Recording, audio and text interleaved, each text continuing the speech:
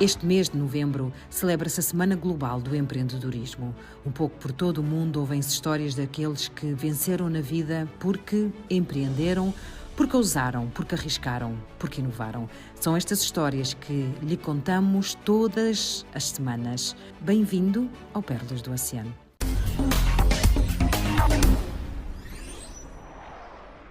Penso que encontro desse género é de extrema importância, porque permite termos a ligação entre a academia e o próprio empreendedorismo. Por quê? Porque falamos que o empreendedorismo, para que haja o empreendedorismo é preciso que haja o quê? Que haja capacidade técnica. Então a academia é um lugar privilegiado para permitir que as pessoas tenham formações ao mais alto nível e alavancar os seus negócios.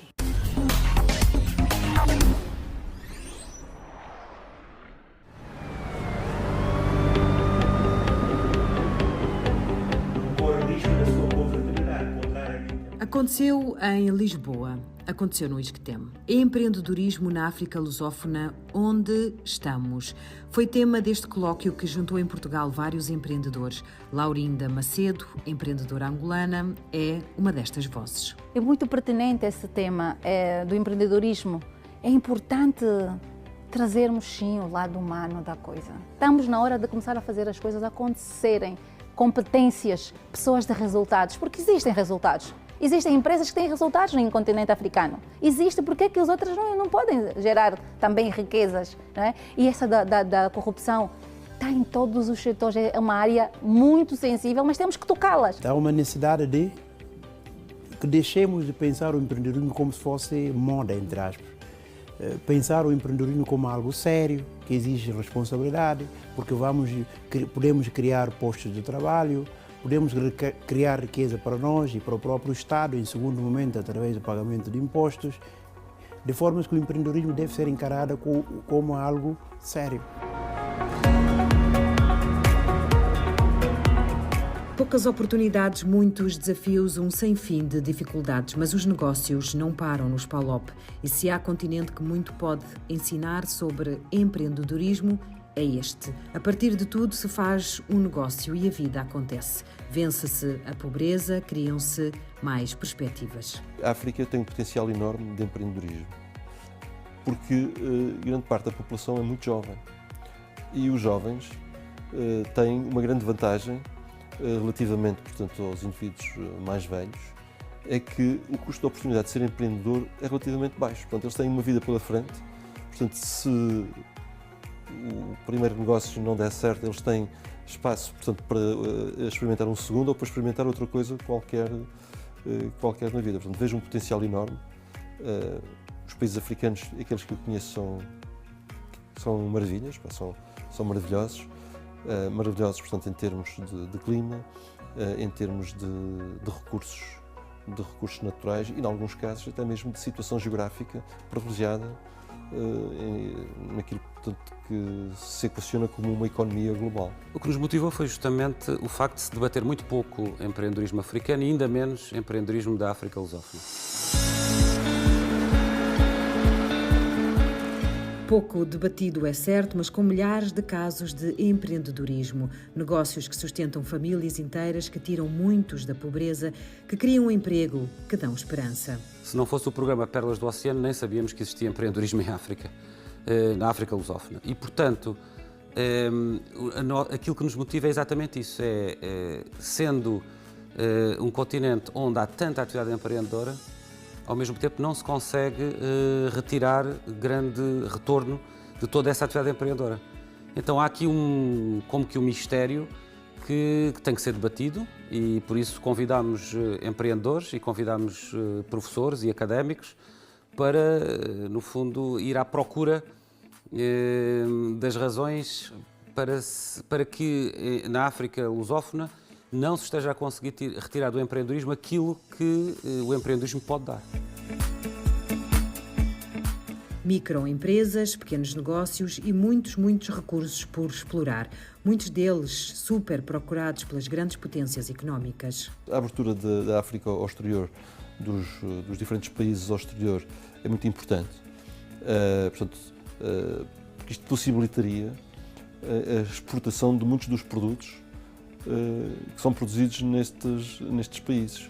E a África tem muitas vantagens competitivas, toda a gente identifica, portanto, vantagens competitivas na área dos recursos naturais e das matérias-primas, mas a especificidade da África e as vantagens comparativas vão muito para além do sector primário. Para já há iniciativa, há vontade, mas ainda não há efetivamente um retorno suficiente. Portanto, é preciso que estes países abram os olhos para o empreendedorismo, comecem a olhar para o empreendedorismo de outra maneira e não confundam o empreendedorismo com uns negócios informais em que pessoas de muito baixas condições e, sobretudo, baixas qualificações se viram porque não têm outra alternativa. Um colóquio à procura de saber mais acerca do empreendedorismo na África lusófona, que pergunta o estar do empreendedorismo, uma questão que poderia ter imensas e diferentes respostas nos PALOP. Estes eventos são sempre interessantes, portanto há perspectivas, portanto, que se cruzam, perspectivas diferentes e muitas vezes, portanto, destes eventos saem reflexões interessantes que podem influenciar quem tem poder de decisão e, de alguma forma, portanto, contribuir para melhorar o estado das coisas.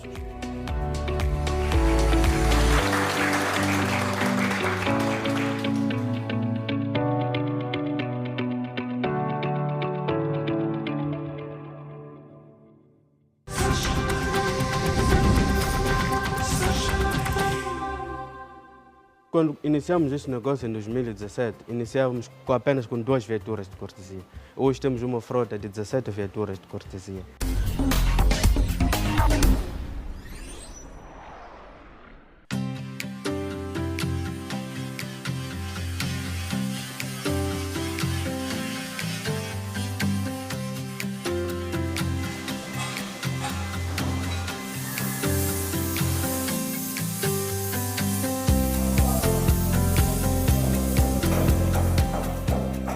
No passado sofri um acidente, a seguradora levou o carro para uma oficina e o carro ficou 3 a 4 meses. E eu, durante esse período, tinha que usar o transporte público. Então, quando pensei em abrir um negócio, eu pensei o que é que eu podia fazer e pensei logo numa oficina. O que é que eu podia trazer de diferente? Foi uma viatura de cortesia.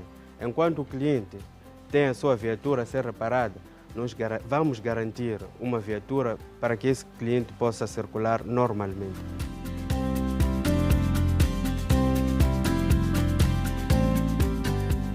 Está focalizado para as empresas seguradoras. Os singulares acabamos assumindo pela publicidade que a gente faz, mas nosso foco, nosso mercado vai para as seguradoras. Esse serviço foi desenhado para colmatar as dificuldades que as seguradoras têm em criar condições com que os seus clientes, quando os carros estão a ser reparados, os clientes tenham uma viatura, mão de obra qualificada. Esse foi um dos grandes investimentos que nós fizemos. Começamos a empresa com apenas 2 técnicos, que eram um bate-chapa e um pintor. Hoje em dia temos volta de 16 técnicos qualificados nessa área. Esse é um dos maiores investimentos que a gente fez. Neste momento ainda não estamos a olhar a parte do lucro, ainda estamos a olhar a parte do investimento, porque até agora ainda estamos na fase do investimento.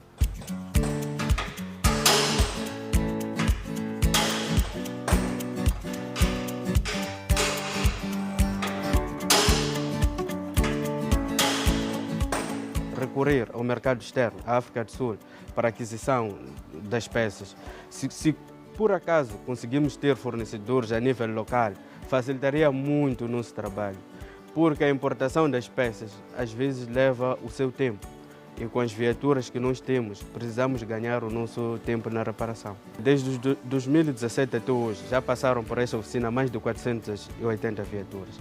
Nesta fase, por mês, recebemos a 20 a 35 carros. Fizemos a maior parte do investimento na época de pandemia. Fizemos a aquisição do novo equipamento, fizemos a aquisição das estufas na época de pandemia. Foi o maior investimento que a empresa já fez.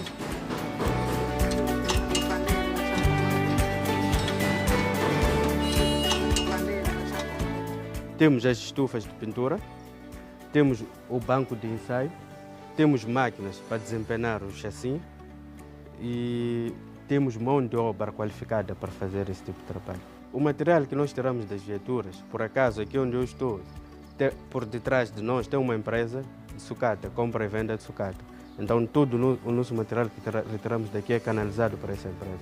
E eles, por sua vez, processam o ferro e dão outro destino que nós não sabemos. Mas nada aqui é deitado no lixo, tudo é aproveitado. Estamos a pensar em investir a compra e venda de peças para ajudar a todas as outras oficinas. E compramos uma máquina para afinar as tintas a nível local. A nossa expectativa em termos orçamentais, até agora estamos a 60% daquilo que foi planeado para este ano. Mas temos certeza que vamos chegar à nossa meta.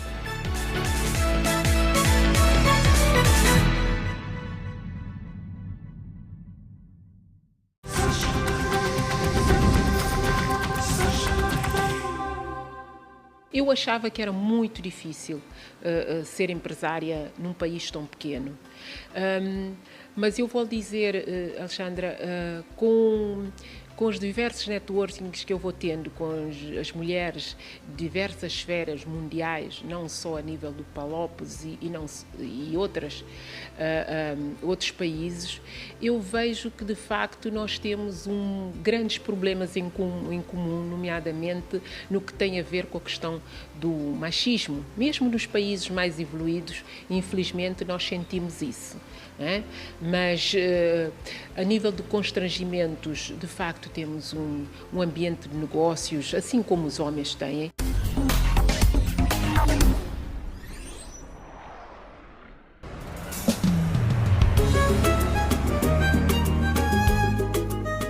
Ela é Eunice Mascarenhas, boss do Grupo NICE, em Cabo Verde. Uma mulher que dirige várias empresas e que por essa mesma razão ostenta premiações, tal como se vê no seu escritório. Também ela, presidente da Associação de Mulheres Empresárias de Cabo Verde. O Grupo NICE, estamos essencialmente ligados ao setor do turismo, que é a restauração e a hotelaria. Temos unidades de snacks e depois temos o restaurante e também temos uma pequena unidade hoteleira, o Hotel Prestige, que se situa no interior da ilha, mas com a ambição de brevemente abrirmos uma coisa com maior porte a nível do setor hoteleiro aqui na cidade da Praia. Eu sou formada em gestão de empresas, depois acabei por me especializar nos recursos humanos. Após vários anos em Portugal, regressa a Cabo Verde, um percurso improvável que a desviou para o empreendedorismo. Trabalhei no Ministério do Exército há alguns anos e depois conheci o meu marido, acabei por enverdar para Cabo Verde. Convenceu-me a vir viver cá, isto há 25 anos atrás, e estou aqui. Aqui também trabalhei na administração pública. A primeira iniciativa já leva vários anos, deu certo, mas foi apenas o arranque para muitas outras apostas. Então, com uma amiga na altura, uma conhecida, resolvimos abrir a Nice Burger nessa altura, mas foi uma coisa de brincadeira. E porquê a Nice Burger? Porque eu em Portugal, e como todos os miúdos naquela altura, adoravam os hambúrgueres da McDonald's. E o que é que aconteceu? Eu quis trazer a McDonald's para Cabo Verde, então tentei de diversas maneiras trazer, e todas as informações que me davam é que o mercado era pequeno e não era viável trazer a Nice Burger, o McDonald's para Cabo Verde. A partir daí fui criando outras empresas, o Grupo NICE, relativamente sempre aqui ao meu nome. Este espaço na capital cabo-verdiana é mais um dos seus negócios. Agora, com a pandemia, a diversificação será com toda a certeza um caminho a percorrer neste meio dos negócios. Posso considerar que foi uma aposta positiva. Existem diversos desafios que nós enfrentamos. posso considerar que tirei uma lição relativamente aqui a esta crise mundial com a Covid-19, porque nós apostamos muito no setor do turismo e, como sabe, foi o setor com mais impacto teve a nível mundial. E isto fez-me ver que é preciso uma maior diversificação em termos de negócios, porque as pessoas que tenham tido duas áreas diferentes de negócio talvez não passariam, e algumas não passaram, por esse estrangulamento que nós sentimos no setor do turismo. Se correu bem ou não, eu posso avaliar sim que é positivo, mas deveria ter feito uma outra gestão para entrar numa outra área que não fosse só concentrada a nível do turismo. Estamos num mercado muito pequeno em Cabo Verde e, como sabe, o turismo em Cabo Verde tem um grande impacto a nível do PIB, cerca de 25%, pelo menos até então. E estávamos muitos a trabalhar e muitos atores a trabalhar para este setor em específico. Depois de ter dado este problema a nível mundial, este setor teve um grande impacto, mas mesmo assim nós abrimos, nós tivemos, não sei se sabe, mas uma das medidas para ajudar as empresas que o governo lançou foi a questão do layoff. E nós aderimos o layoff só num primeiro momento, não é? Naquele período dos 3 meses onde nós estivemos confinados, com tudo fechado, nós aderimos, sim senhora, mas depois disso abrimos em todas as nossas unidades e começamos normalmente a pagar o pessoal, não com os valores que tinham, não é? Mas aqui também nós tivemos uma grande solidariedade por parte dos nossos colaboradores que compreenderam, e nós nunca é demais reconhecermos isso e agradecer o facto de estarem connosco nessa altura, perceberam e receberam apenas o valor básico e assim conseguimos continuar a trabalhar e hoje já conseguimos pagar mesmo os compromissos assumidos, e agora com os nossos imigrantes que nos visitam imenso, e este ano em particular, estamos a conseguir cumprir os compromissos, isso é que é importante. Num mercado relativamente pequeno, Eunice tem conseguido firmar o seu nome.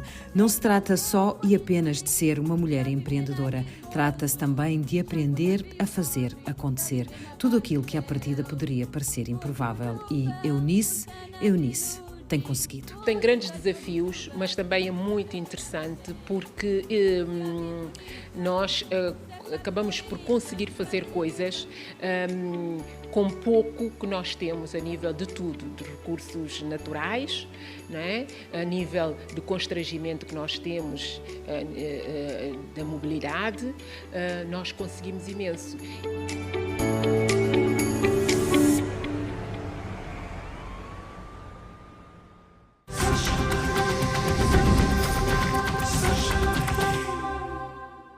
O mercado passado, na verdade, é diferente ao mercado atual. Isto porque os consumidores eram muito mais os ministérios, mas agora já está alargado. E então, assim permite com que tenhamos muitos clientes.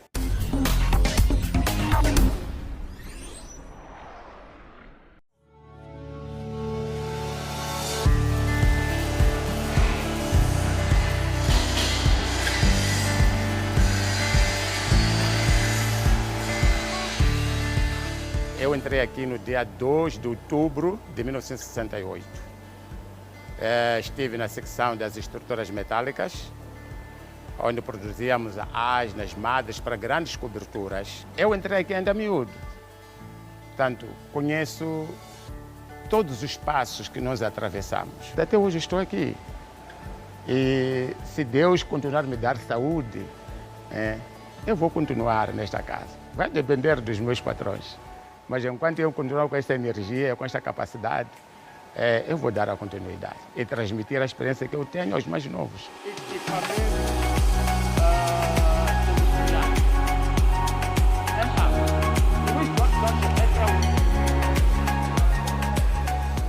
nossos patrões, portanto, abandonaram a empresa ou abandonaram o país, para bem dizer.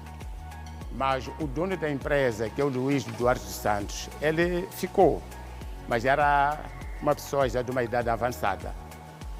Ele aguentou até 1976 e perdeu a vida aqui, em Moçambique. E como nós sabemos que depois da independência as empresas começaram a ter problemas, falta de obras com a fuga, portanto, dos portugueses. Mas nós aguentamos manter a empresa em produção. O nosso campo de produção sempre esteve virado, portanto, para várias vertentes. Quando falamos de mobiliário metálico, encontramos mobiliário de escritório, mobiliário escolar, mobiliário militar e mobiliário, portanto, hospitalar. A nossa produção está realmente equilibrada. Temos tido muitos consumidores na base do mobiliário em melamina. Portanto, de uma forma resumida, a Hélio Duarte Santos continua na vanguarda, continua a liderar o mercado. Temos clientes das ONGs que têm apostado, portanto, a comprar a maior parte do mobiliário hospitalar para fornecer às províncias e distritos.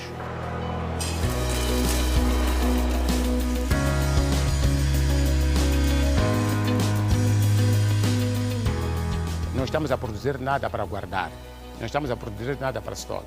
Se produzimos para estoque é porque sabemos que este mobiliário amanhã dá para ser alguém para vir comprar. Porque há aquela pessoa que vem, quer uma cadeira, quer duas, como três.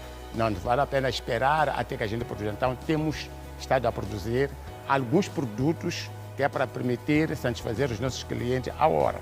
Portanto, vale a pena continuar com toda a gama da produção que nós temos. Nós compramos matéria-prima e viemos transformar aqui, conforme geram tubo, chapa, melamina, e tudo é transformado aqui. Agora, temos alguns produtos realmente que importamos, mas não assim de grande dimensão. Mas agora estamos a introduzir a linha que nos permite com que possamos, assim, de uma forma gradual, abandonar as importações. Neste momento temos 153 trabalhadores, 163, desculpa. Sim, neste momento. Mas no tempo passado, esta empresa chegou a uma altura que teve 600 trabalhadores. Nós entrávamos às 6h30 para as 17h30 e entrávamos às 18 para sermos às 23, devido ao volume de trabalho que nós tínhamos. Nós tivemos alguns concorrentes. Mesmo nas casas pré-fabricadas tivemos muitos concorrentes. Na área do mobiliário também tivemos alguns concorrentes, quase em todas as áreas. Mas, graças a Deus, posso usar essa expressão, que nós conseguimos manter.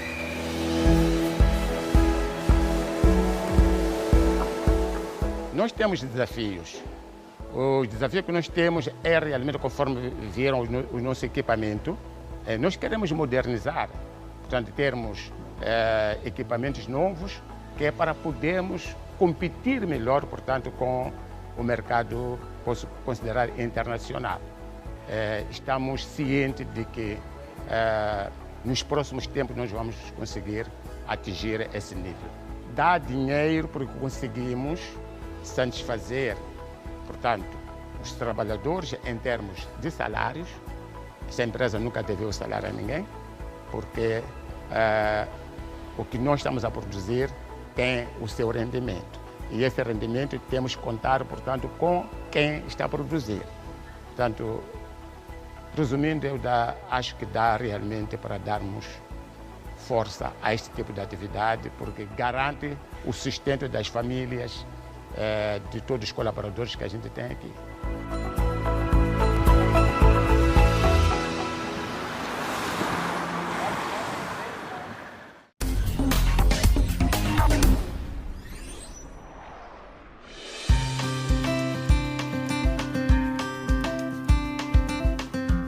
Empreender pode ser uma solução, um caminho rumo a uma nova vida, um meio para ganhar mais dinheiro. Ouse, confie, avance. Até para a semana e bons negócios.